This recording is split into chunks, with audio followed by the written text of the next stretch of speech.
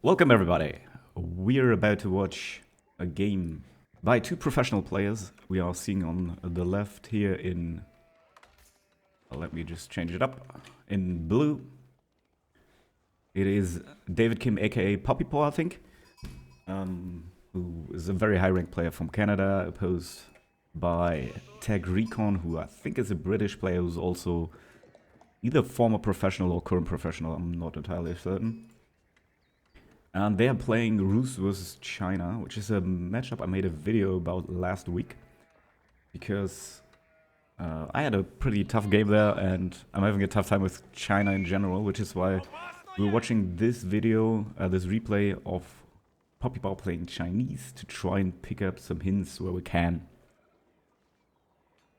I got a lot of good comments actually on that video, which thanks again for that. Shout out also to Andy, who said he can feel it in his brittle gold bones without, you know, soon to be platinum bones, I'm sure. Yeah, but back to this replay. I wanted to pay attention here to one extent the build order and the general use of the Imperial officials, how PuppyPaw does it on this matchup, but also the unit composition and fuel age. I think I have some room left to improve my gameplay here, specifically against Rus, which is actually not that uncommon of a matchup, as basically every time when I pick China on Caramel, my opponent is Rus, so this matchup is actually not uncommon at all. It's also interesting because it's pro scouting against pro scouting. Oh, Carmel was the map I showed last week that is quite unique. It has even more deer than this map, but I hope this kind of compares still. The good part is that I'm seeing right now is that this is basically exactly the build order that I did. The build order that I tried to copy for China, where we put 2 on gold and basically leave them there indefinitely. And you go for a mill and do not build any Imperial officials until you hit feudal age, where, yeah, they are being built from the Imperial Academy. I always call it Military Academy, but that's not what it's called. It's called Imperial Academy. Yeah. Which of course made sense. What are we seeing on the other side? The Golden Gate, very standard landmark, as you can trade resources here for a lot of gold, which is pretty much ideal since you can then use that gold to buy the Pro Scouts age up, which costs a lot of gold at 150 and 300. Yeah, I actually don't know who hits the Pro Scout first here. Rus, of course, has the advantage of the hunting cabins that can produce scouts ahead of time, which is why we're already seeing some scouts being added here. Yeah, but I'm trying to pay close attention to the unit composition by the Chinese here, because I struggled kind of with that. Also, the timing of Castle Age is another interesting thing. So I'm not quite sure how long you're supposed to stay in Fuel Age. Trying to figure that out here. So are we seeing any Imperial officials? Yes, there's the first one. Picks up taxes, drops off. And continues to pick up taxes actually. Okay, that's interesting. I would have thought that the boosting starts right away, but it does not. Focuses on gold collection even from this mining camp. So something I wanted to check out. There's nothing here that actually tells you exactly how long the cooldown is for collecting taxes. Second Imperial official comes out, drops off taxes. And boosts the lumber camp.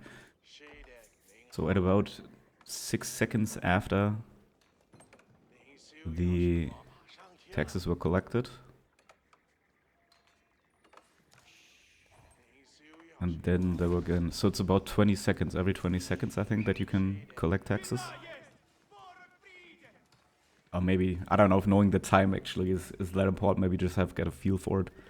Now we're seeing the stable, this is all very standard stuff, I like it, this is good, this makes it easy to compare. We're approaching the 300 gold that are needed to start pro scouting.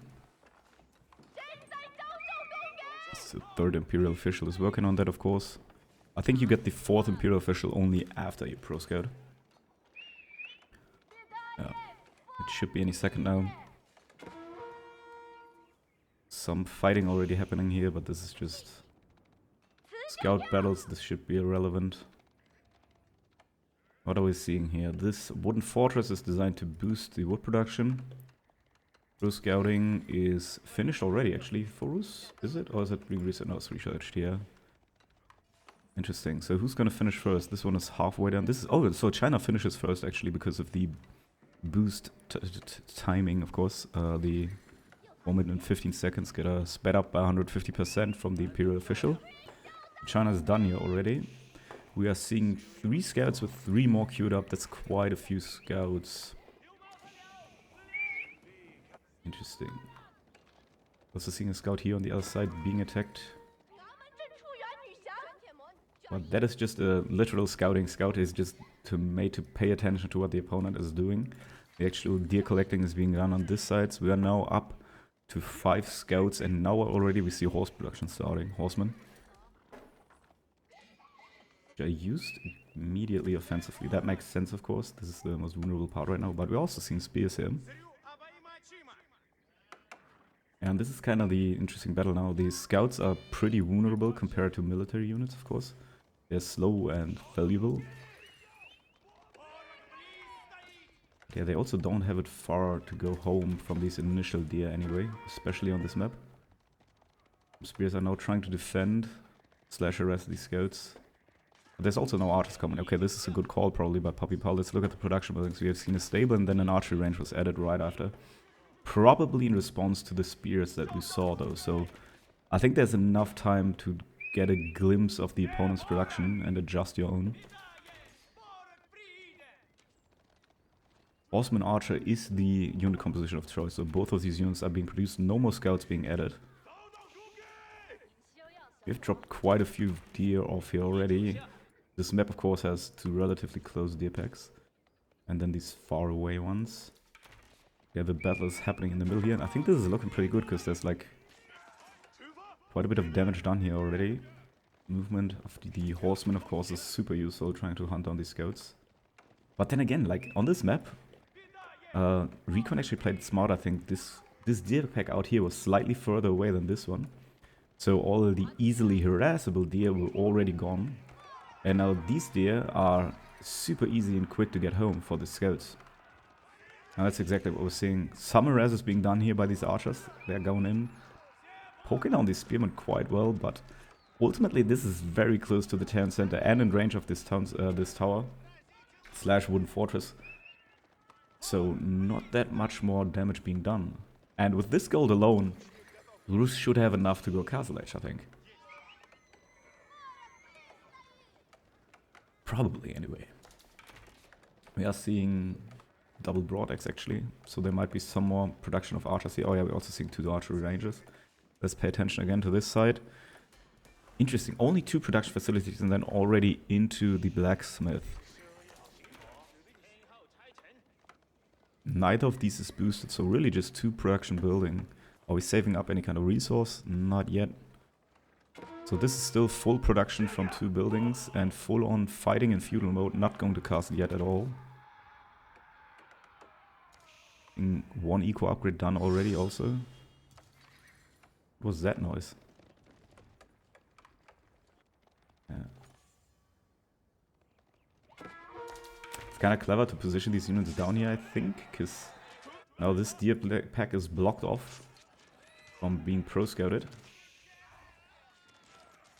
And these deer up here have mostly been stolen by PuppyPaw's scouts already. I guess that's something to be aware of. Yeah, this is still all in terms of production. Now the production is being boosted in terms of the archers, I think. Yes. Yeah, this is being boosted, okay. So there's some flexibility here. There's no like one production is being permanently boosted, but sometimes one, sometimes the other. Wood and food are being permanently boosted though, so that makes sense to me. Some harassment still happening here, and yeah, we're already now going Castle Age. Both players are actually. Interesting. Although I would have a hard time pinning down exactly what it is that makes sense to go Castle Age right now. I mean, They have the resources, right? They're pumping out of their production buildings full time, pretty much, and beyond that have stacked up enough of the resources. Imperial Palace is being put down here, nice and in front, gives a lot of vision. We're about to see.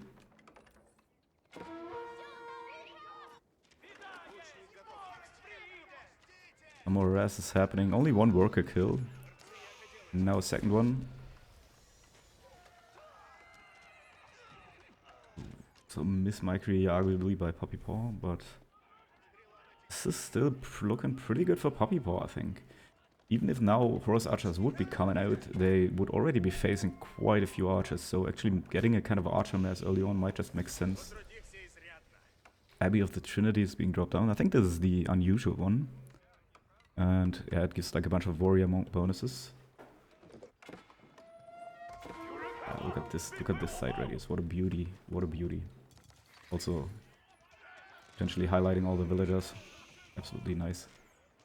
So, we're seeing the upgrade for veteran archers being done immediately, that makes sense. I don't even know if they're gonna be upgraded horsemen, because there's not that many of them. Oh no, they're still being built, so we're probably gonna see the upgrade for horsemen at least eventually.